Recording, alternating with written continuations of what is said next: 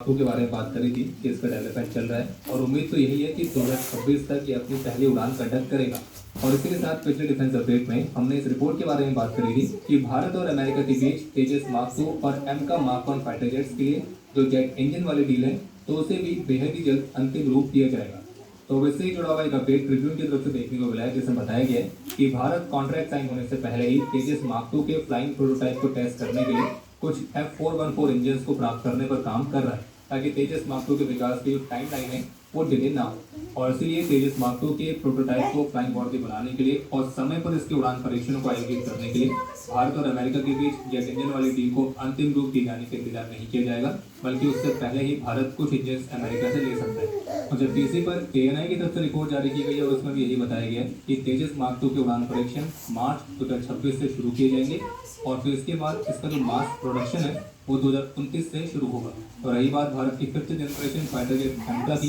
तो इसका जो मास प्रोडक्शन है वो 2035 से शुरू होने की उम्मीद है।